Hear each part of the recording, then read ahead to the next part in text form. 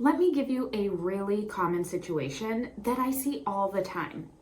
An employee mentions that they're going to be out for a procedure and the manager says, okay, just put it in for PTO. Pretty normal response, right? But depending on what's going on, that might actually be a protected absence under FMLA or even an ADA accommodation. And that's where things can get tricky because a lot of the time, managers don't even realize they're handling a situation that falls under one of those laws.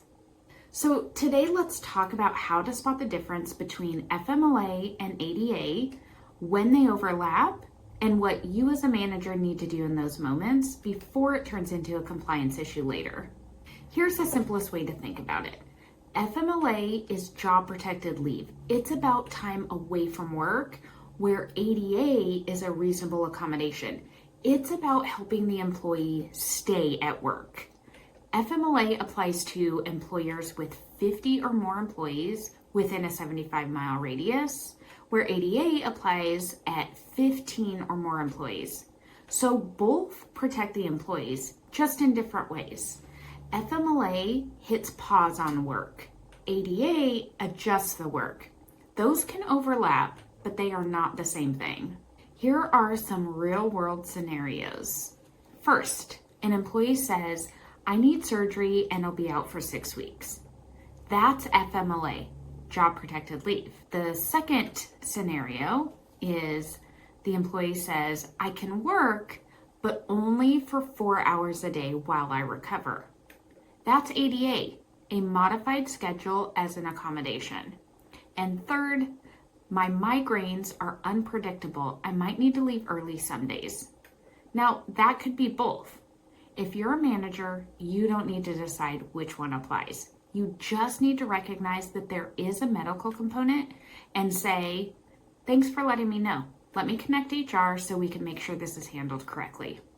That one step keeps you compliant and protects the employee's rights. Now let's talk about what you as a manager should avoid.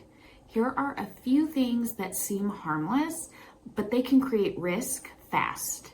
You should always avoid saying, we're short-staffed, you can't go out. That's not fair to the team. We don't do that here.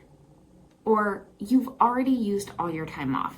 Those comments might sound practical, but they can easily be viewed as interference or retaliation. If a health or medical issue comes up, stop and loop in HR every single time. Now that we've covered who it applies to, let's look at what FMLA actually does. So it provides up to 12 weeks of unpaid job protected leave per year for qualified reasons like a serious health condition or family care. Now, those absences can't be used against attendance or bonus programs, and you can't retaliate or treat someone differently when they return. Think of FMLA as job protection, not as a perk. If they qualify, they get it, and HR handles the paperwork. You don't have to as a manager. Now, ADA protects employees with physical or mental disabilities that limit major life activities, and it requires a reasonable accommodation unless it causes undue hardship on the company. That could mean things like adjusted schedules, temporary remote work, light duty, extra breaks, or even a short extension of leave after FMLA ends. You don't have to say yes to every single request, but you do need to start the interactive process with HR. That's simply a conversation to explore what's possible without creating hardship for the business. Now, sometimes FMLA and ADA run together. Other times, one picks up after the other. For example, if someone takes 12 weeks of FMLA but still isn't fully recovered when it ends, the ADA might require giving them a bit more unpaid time, if it's reasonable. Or maybe they're new and they're not yet FMLA eligible, but they're still protected under ADA. So even when FMLA is over, your responsibility may not be. That's why communication with HR matters so much. Here's what's showing up most right now.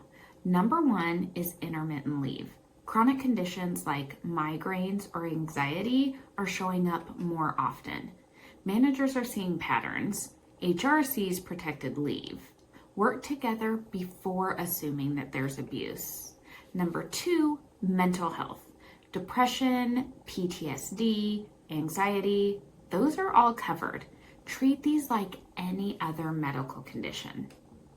And number 3, remote work. More employees are requesting it as an ADA accommodation. Evaluate it based on the job, not based off of the preference. And 4th, extended leave. After FMLA ends, ADA may still require a little bit more time off. It's about being reasonable, not about rigid cutoffs. Now, here's an action plan that will help you stay out of trouble and will help you support your team. Don't decide alone. Don't make promises you can't keep. Don't penalize attendance or performance. Keep medical information confidential.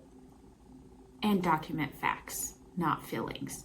If you do those 5 things consistently, you'll handle almost every single situation right away. Here's the takeaway. FMLA equals time away. ADA equals help at work.